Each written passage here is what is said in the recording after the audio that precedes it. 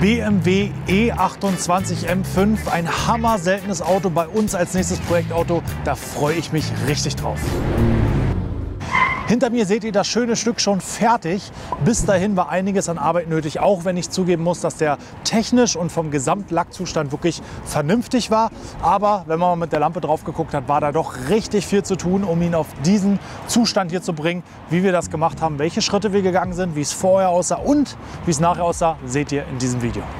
Los geht's endlich mit den Vorherbildern, ein paar Tage oder auch Wochen zurückgespult. Ja, Videoprojekte liegen manchmal ein bisschen länger, aber jetzt geht's hier erstmal an die Vorherbilder. Es war im Detail doch einiges zu tun, wie gesagt, auch wenn er auf den ersten Blick wirklich top aussieht. Aber ja, auf dem Lack sehen wir schon, selbst bei dreckigem Zustand, da ist einiges an Oberflächenkratzern vorhanden. Natürlich, wir haben hier keinen ausgeblichenen Lack, das Auto wurde immer gut gepflegt. Und übrigens, für alle, die sich wundern, die 2 Türschlösser sind hier serienmäßig, wenn man damals die Alarmanlage bestellt hat. Wie dem auch sei, los geht's mit den Felgen, Felgenreiniger, Felgenreinigung. Meistens der erste Schritt bei uns bei der Fahrzeugwäsche und wir nehmen euch einfach mal mit. Wie das geht, wisst ihr. Ansonsten verlinken wir euch gerne nochmal unsere Methode der Fahrzeugwäsche hier oben. Ansonsten jetzt mal ein bisschen Musik.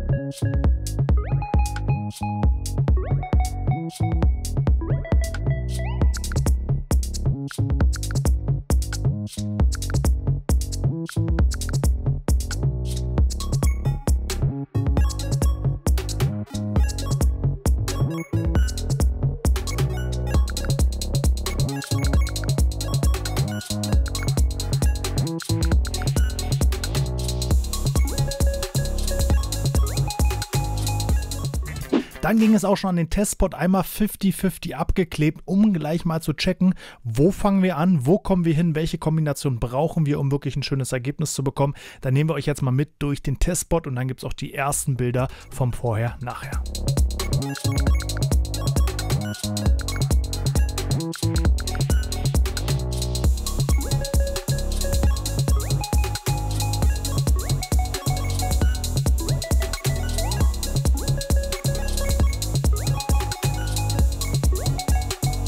Mittel der Wahl war in den meisten Fällen Sonax Hybrid Wheelpad in klein oder groß mit der Sonax Ultimate Cut. Fürs Finish kamen dann verschiedene Rupes Gelb, Sonax Gelb, ganz unterschiedliche Pads zum Einsatz und zum größten Teil die Finish-Politur, die ich jetzt hier noch nicht nennen will. Das ist ein Produkt, was man nicht so kaufen kann, aber was auch sehr gut funktioniert hat, um euch hier auch eine gute Empfehlung geben zu können. 3D 520 oder Sonax Perfect Finish hat hier sehr gut funktioniert. Wir haben an manchen Bauteilen, wo der Lack ein bisschen dünner war, auch teilweise nur mit dem Schaumstoffpad gecuttet, nicht mit diesem extrem starken Hybrid Wheelpad, einfach um ein bisschen Lack zu schonen, aber insgesamt hat das Auto auf jeden Fall, ja, ready fürs Hybrid Wheelpad. Vorher, nachher hat sich auf jeden Fall oder konnte sich auf jeden Fall sehen lassen.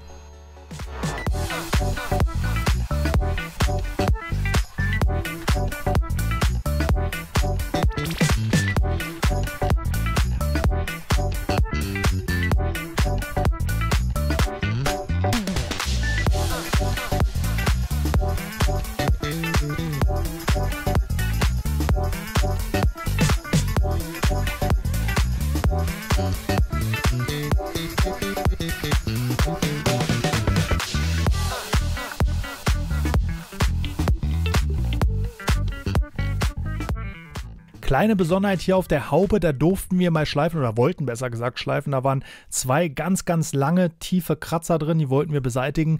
Trockenschliff war angesagt, Kovacs Buflex 3000 auf einer Exzenter-Schleifmaschine mit 2,5 mm Hub.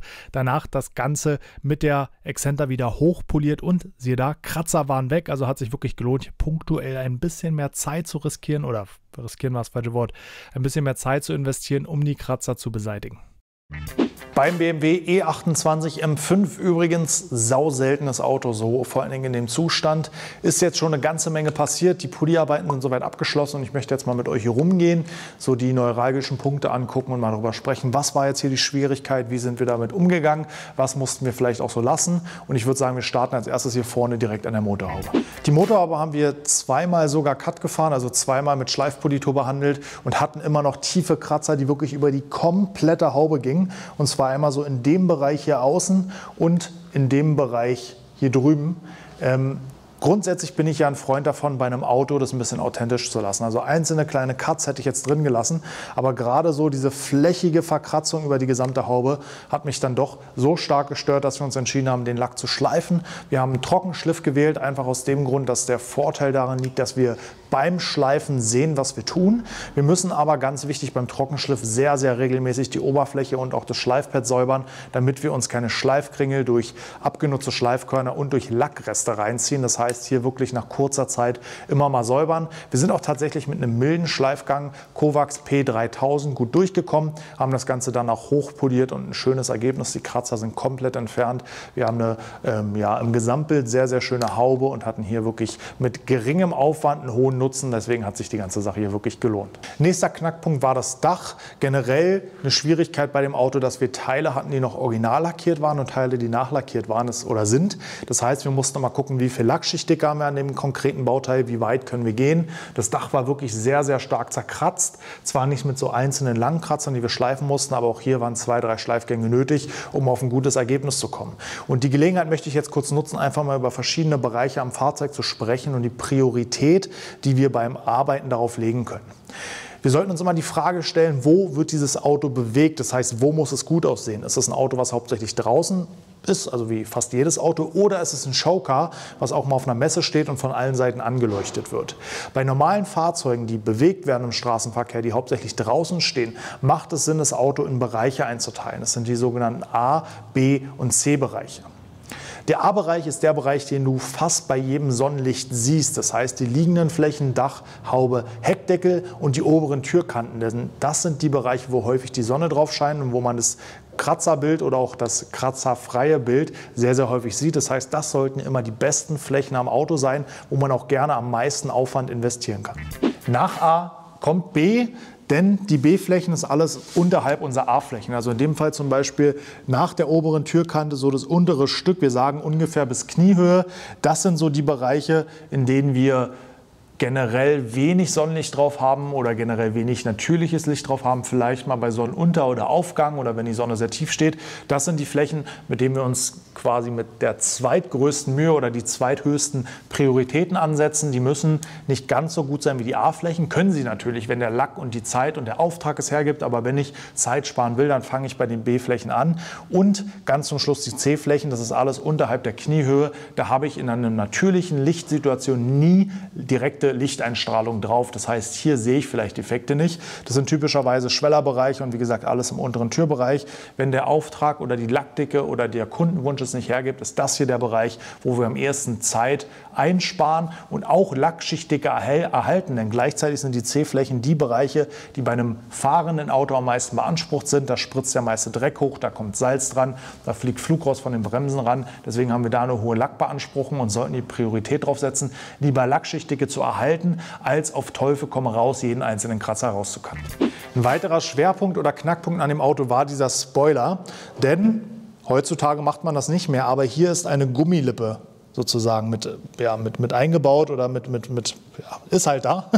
Das heißt, wir hatten echt Schwierigkeiten, gerade in dem Bereich waren extreme Wasserflecken auf dem Lack und wir mussten halt möglichst nah an die Kante rankommen, aber wollten natürlich diese alte, originale Gummidichtung, Gummilippe nicht beschädigen. Das heißt, hier mussten wir besonders vorsichtig mit kleinen Pads an der Kante arbeiten und haben vielleicht da auch hier und da vielleicht die eine oder andere, sage ich mal, Restecke von einem Wasserfleck lieber drin gelassen, weil einfach einmal auch die Wahrscheinlichkeit relativ gering ist, dass genau da mal Licht drauf fällt. Aber selbst wenn, bevor ich so eine alte Gummikante zerstöre, weil ich da einfach zu nah ran mit zu viel Druck in die Ecke drücke, muss ich damit leben, dass dann vielleicht ein Kratzer da drin bleibt. Also generell geht hier, Fahrzeugpflege ist wirklich Werterhalt. Es geht nicht darum, auf Teufel komm raus zu zeigen, was für geile Polierskills wir haben, sondern wir wollen das Auto in einem möglichst schonenden Verfahren so gut wie es geht und so gut wie der Kunde wünscht und bezahlt wieder herrichten. Und das war hier auch ein Schwerpunkt, um den man sich kümmern muss. Deswegen, ihr seht schon, jedes Auto ist unterschiedlich. Wir können nicht einfach pauschal sagen, wir machen jetzt hier das und dort das, sondern wir müssen immer im Einzelfall, sogar teilweise an jedem Bauteil gucken, wie können wir unser Vorgehen optimieren, um auch möglichst in überschaubarer Zeit zu einem gewünschten und guten Ergebnis zu kommen. Und wenn wir über Grenzen sprechen, möchte ich auch gerne solche Bereiche zeigen. Aufgrund des Formverlaufs des Autos, also die Motorhaube oder die Front mit Kühlergrill kommt raus und die Stoßstange verschwindet nach innen, haben wir auch einfach rein physikalisch nicht die Möglichkeit, hier mit einer Maschine vernünftig zu arbeiten, weil der Winkel zu spitz wird. Da muss man dann auch sagen, okay, in diesem Bereich gehen wir mit der Maschine so weit, wie wir reinkommen und der Rest muss dann halt von Hand poliert werden. Jetzt hier anzufangen, bei einer Kunststoffstoßstange mit einer rotierenden Welle bis in die Kante zu gehen, kann man machen, ist aber relativ gefährlich, dass man dort punktuell zu viel Hitze erzeugt und den Lack vielleicht verbrennt. Also hier muss man jedes Mal abwägen, will ich jetzt hier auf Teufel komm raus jeden Kratzer bis in die Ecke beseitigen oder sorge ich einfach für ein einheitliches Glanzbild und überlege mir wieder, wie viel Licht wird denn hier reinscheinen. Denn ohne Licht keine Kratzer, weil Kratzer werden ja nur sichtbar, wenn sich Licht im Kratzer bricht und dadurch den Abstrahlwinkel des Lichts verändert wird. Deswegen haben wir uns hier dafür entschieden, gerade hier unter den Scheinwerfern, wo man wirklich nicht mal mit einer Welle reingekommen wäre, einfach einmal von Hand vernünftig rüber zu polieren, um Glanz zu erzeugen und dort Kratzer sein zu lassen. Kratzer lassen wir Kratzer sein und den Innenraum aber nicht Innenraum sein, denn auch wenn der Gesamtpflegezustand für das Alter des Autos insgesamt wirklich gut war, kann man sagen, gab es doch hier und da in jeder Ecke immer ein bisschen was zu tun. Vor allen Dingen das Leder hat gelitten. Da ging es dann um die Lederreparatur, das einfach wieder in einen schönen Zustand zu bringen. Und das war der nächste Schritt. Gerade Fahrersitz und Rückbank hatten einiges an Liebe nötig und darum kümmern wir uns jetzt. Gleich jedenfalls. Reingelegt erstmal allgemeine Innenraumreinigung. Wie gesagt, extrem viel war hier nicht zu tun. Ein bisschen saugen, überall drüber wischen. Natürlich die Lederreinigung vor der Lederreparatur, ganz klar. Das heißt auch hier, ihr kennt unsere Methode der Innenraumreinigung. Falls nicht, einfach hier das Video checken. Wir lassen euch ein bisschen Musik laufen und nehmen euch mit durch die Reinigung dieses wunderschönen BMW E28 M5 Innenraums.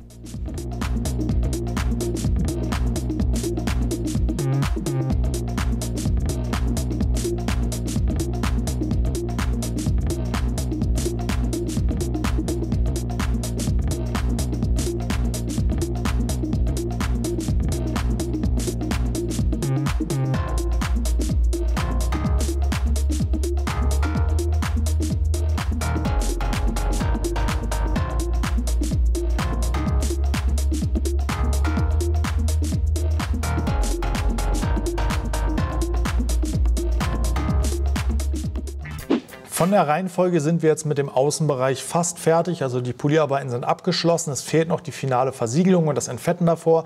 Bevor wir das aber machen, kümmern wir uns final um den Innenraum. Hier ist schon die erste Innenraumreinigung erfolgt, das heißt, wir haben schon einmal grob durchgesaugt, die Oberflächen gereinigt, Ritzen und Kanten gereinigt und jetzt geht es noch an die Lederreparatur. Gerade hier der Fahrersitz hat es wirklich nötig und die Rückbank auch. Mit der Rückbank haben wir bereits angefangen, die ersten Löcher zuzuspachteln, Trockenbrüche ein bisschen aufzuschleifen und wieder zuzumachen, um da auch ein authentisches Ergebnis zu erzielen. Und auch hier gilt, wir wollen keinen Botox-Look. Das heißt, wir wollen nicht jede Falte im Leder zuspachteln, sondern nur das, was irgendwie ein Schaden ist, weil sonst sieht das Auto am Ende nicht mehr, dem Alter entsprechend aus. Dann könnte man die Sitze auch einfach neu beziehen lassen. Den Look wollen wir hier vermeiden. Das wird hier gerade am Fahrersitz eine Herausforderung, weil wir wirklich teilweise schon Abrieb bis aufs Leder runter haben, was total rau ist. Wir haben sehr viel tiefe Falten, wo wir wirklich bei jeder überlegen müssen, lassen wir sie drin, machen wir sie weg, wie können wir den Look gut erhalten, aber trotzdem ein schönes, gepflegtes Ergebnis erzielen. Generell ist das ganze Leder sehr trocken, wurde einfach leider zu wenig gepflegt, muss man sagen, aber hier werden wir auch eine gute Lösung erzielen. Das heißt, jetzt kommt die Lederreparatur, Fahrersitz, Rückbank, dann nochmal die finale Innenraumreinigung und dann, wenn wir hier innen keinen Dreck mehr machen, geht es ans Trockeneisreinigen außen als Vorbereitung für die Versiegelung, das Entfetten und dann final die Versiegelung. Und welche Versiegelung wir nehmen, das erzähle ich euch noch nicht, kommt später. Jetzt gibt es bestimmt wieder ein paar super schlaue Kfz-Mechatroniker, die sagen, hey, warum habt ihr die Sitze nicht einfach noch schneller kann ich gar nicht reden. Hey, warum habt ihr die Sitze nicht einfach ausgebaut, sondern müht euch da im Auto ab? Ganz ehrlich, dieses ganze Ausbauding finde ich relativ schwierig. Baue ich als Fahrzeugaufbereiter was aus, gerade eine Verkleidung oder so, und es bricht irgendein Clips ab oder eine Schraube passt nicht mehr oder irgendwas, dann ist im sprichwörtlichen Sinne Polen offen. Deswegen bin ich kein großer Freund von dieser ganzen Ausbaunummer. Klar, wenn man Mechatroniker ist, einen Airbag-Schein hat, hat und Sitze ausbauen darf, dann mach es doch bitte. In dem Fall haben wir, glaube ich, gar keine Airbags bei den Sitzen, weiß ich jetzt gar nicht, aber wir haben einfach mal die Reparatur im Auto gezeigt, auch weil wir an den Sitzen einen Workshop durchgeführt haben und das nun mal der Alltag eines Fahrzeugaufbereiters ist, in einem zusammengebauten, nicht zerlegten Zustand das auszubauen, denn auch hier habt ihr einen Schaden an dem Auto, der größer ist, egal was ist, und ihr wollt es bei der Versicherung einreichen, werden die euch fragen, warum zur Hölle baut ihr an einem Auto irgendwas aus? Ihr seid keine Mechaniker, deswegen der allgemeine Hinweis für alle gültig wird sein oder für die meisten gültig wird sein, ich baue lieber nichts aus und arbeite so, wie es geht, es sei denn, ich habe wie hier eine Rücksitzbank, die ich rausklicken kann, dann geht es natürlich ohne Probleme, deswegen mein Grundsatz, alles was mit ganz, ganz wenig Aufwand und Risiko ausgebaut werden kann, kann man machen. Alles andere bleibt für mich drin, muss natürlich jeder selbst entscheiden.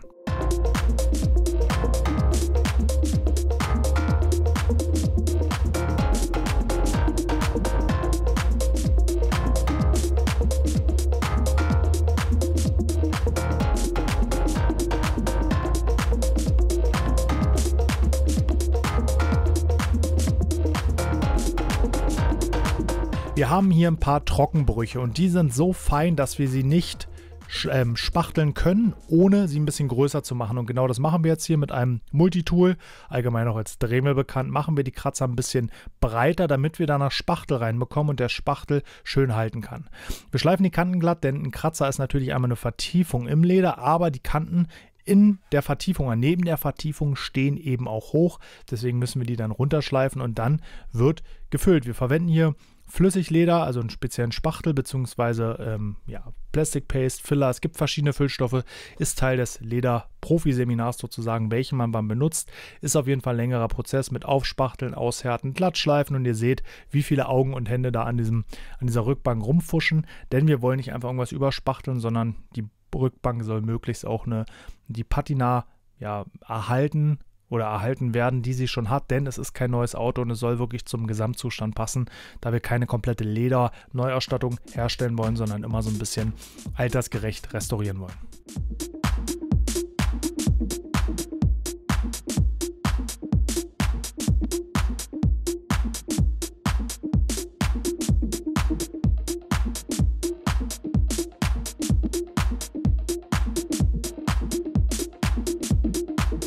Wer wissen will, wie die Lederreparatur geht, auch da haben wir schon mal ein Video zu gemacht, verlinken wir euch hier. Aktuell sind wir dabei, mit verschiedenen Lösungsmitteln den Spachtel zu glätten, nachzuspachteln, glätten, nachspachteln. Das macht man im Endeffekt so lange, bis der Kratzer aufgefüllt ist und man die Oberfläche in dem Zustand hat, den man braucht. Zwischendurch wird, um Zeit zu sparen, mit einem Infrarotstrahler gehärtet, damit wir einfach schneller durcharbeiten könnten. Sonst müsste das jedes Mal 10 Minuten bis je nach Spachteldicke mehrere Stunden trocknen. Würde sehr lange dauern, haben wir uns dadurch gespart.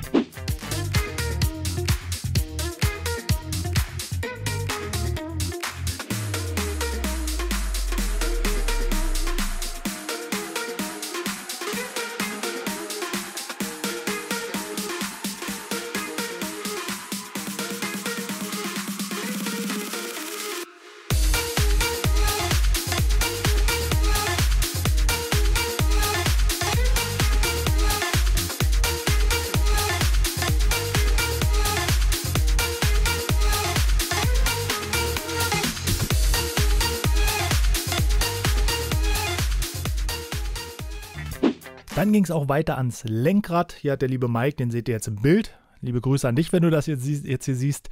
Unter meiner Anleitung im Lederreparatur-Workshop die Lederreparatur am Lenkrad gemacht. Das heißt, alles einmal anschleifen, nicht zur Haftungsvermittlung, sondern um eine schöne, glatte, gleichmäßige Oberfläche zu haben und keine Rauheit auf der Oberfläche zu haben. Danach abkleben, abdecken, Lenkrad vorbereiten, grundieren, lackieren, klar lackieren und versiegeln. Das alles im Schnelldurchlauf in meiner Zusammenfassung und hier im Bild.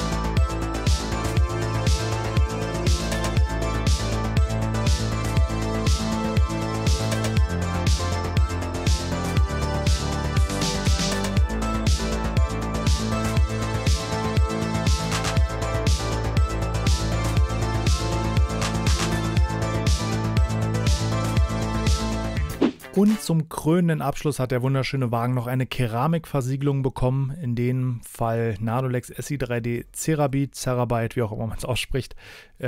Marcel und Mike haben das hier gemeinsam aufgetragen, hat dem Fahrzeug nochmal den letzten Glanz verleiht. Und für alle, die jetzt sagen, hey, ist doch ein Oldtimer, warum machst du Keramik drauf?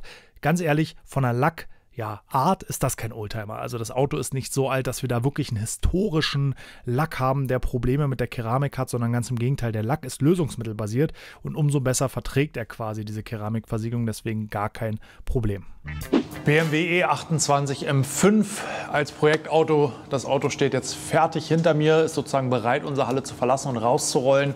War wirklich ein cooles Projekt, es war viel zu tun und es war wieder mal dieser schmale Grat zwischen was können wir wirklich machen, was wollen wir wirklich machen und was lassen wir drin. Gerade außen hatten wir einige Kratzer, die wirklich so tief waren, dass wir sie teilweise nicht oder nur sehr leicht beseitigen konnten, beziehungsweise nur leicht kaschieren konnten, so wäre es richtig. Und im Innenraum war die Schwierigkeit, dass wir eine Teillederreparatur gemacht haben, den Fahrersitz, die Rückbank und trotzdem den Zustand des gesamten Innenraums widerspiegeln wollten. Also nicht einfach neu reparieren, sondern anpassen an die vorhandene Optik, was immer eine große Herausforderung ist, die aber wirklich gut gelungen ist. Aber ich will gar nicht weiter lange quatschen. Ich gönne euch mal die Finish-Bilder, die fertigen Bilder drinnen und draußen.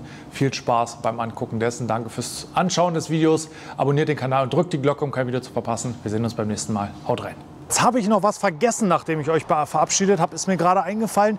Denkt mal an den 6. Mai, da gibt es die nächste Dicon. Wir haben wirklich schon richtig geile Aussteller, eigentlich fast alle, die im letzten Jahr da waren, plus Lake Country aus den USA, Sonic kommt, Kochchemie kommt wieder, Mafra kommt, also Labo Cosmetica. Also noch mehr Aussteller als letztes Jahr, noch mehr Action, größere Do-it-yourself-Area, mehr Trainer. Also lohnt sich auf jeden Fall. Gönnt euch jetzt gleich die Tickets, bevor sie ausverkauft sind. Wie gesagt, in Einbeck wieder. Alle weiteren Infos hier im Video. Auto steht jetzt schon hier. Jetzt gibt es endlich die Finish-Bilder. Ciao.